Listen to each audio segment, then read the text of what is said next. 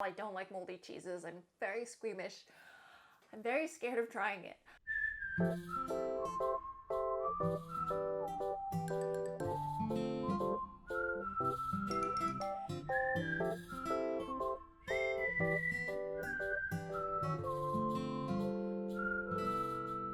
Hi everyone! So today I am going to show you all how to make actual vegan blue cheese with blue cheese cultures.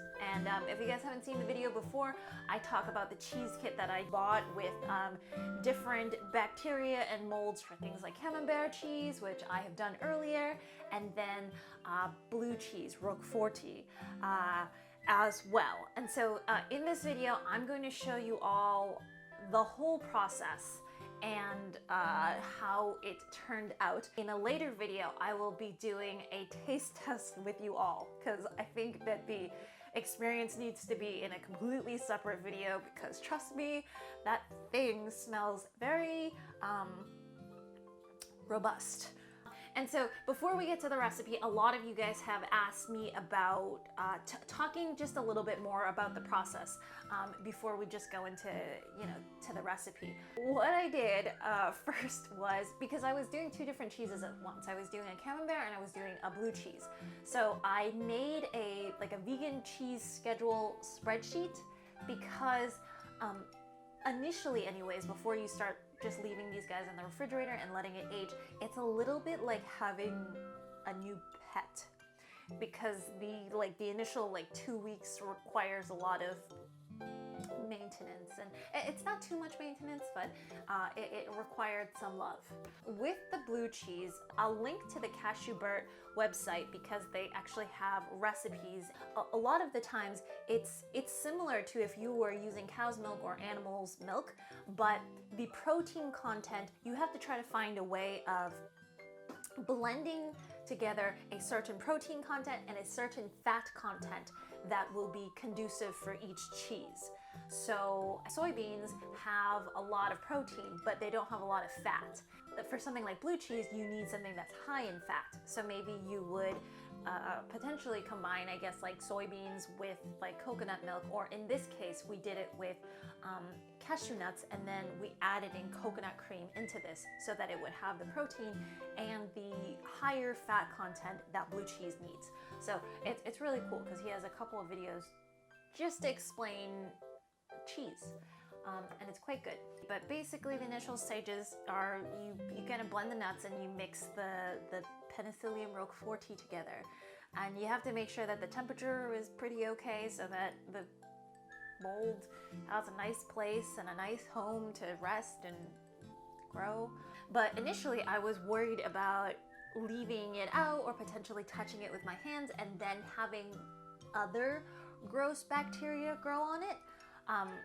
I was really nervous about that because I live in the city and I don't live in, the countryside where sometimes if you get spores and molds from, the fields and the flowers and wildflowers, maybe that's really lovely. Maybe that'll add a nice flavor to the cheese. But I pretty much live in central London and I didn't want any extraneous bacteria to get into my cheese. That would be gross.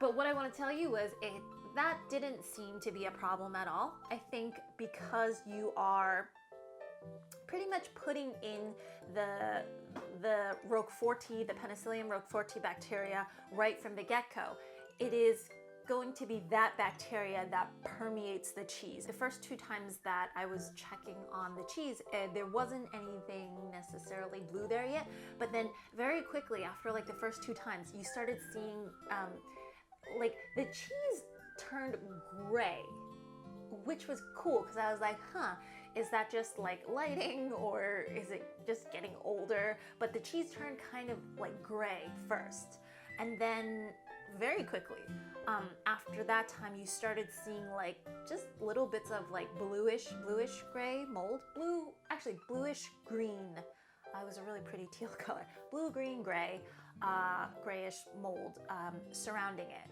And within, I feel like a fairly short time, like maybe within like the first week, it started growing actually pretty robustly. When you are ripening the cheese, you have to find 7 to 12 degrees Celsius for 10 to 15 days, and you have to wipe it every 2 or 3 days. I was worried about the temperature regulation just because I don't have a dedicated refrigerator for these cheeses that I can adjust, you know, the temperature.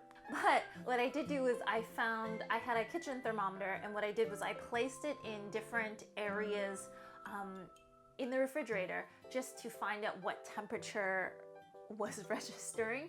And I found that if I turned my refrigerator on a certain level and then I placed it on the top shelf was between 7 to 12 degrees Celsius. So that was kind of like a slightly warmer setting for the cheese molds to like develop and grow. And yeah, throughout the 10 to 15 days, I was smelling the cheese as well because I was like worried that it would go off or something. With the camembert, it didn't smell like anything throughout the whole time. And with the blue cheese, for most of I'd say the first maybe 2 weeks, there was no smell.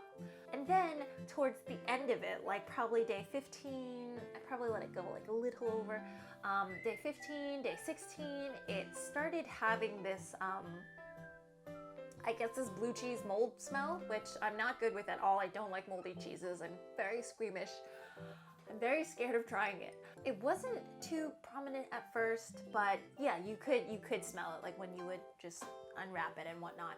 And then I would say the hardest part for the blue cheese, and again, this was because I didn't have a dedicated fridge, but after you finished ripening it, you had to age it for between, I think like 2 weeks or up to 3 months in a temperature setting that was placed between 2 to 3 degrees Celsius. So that was a lot colder.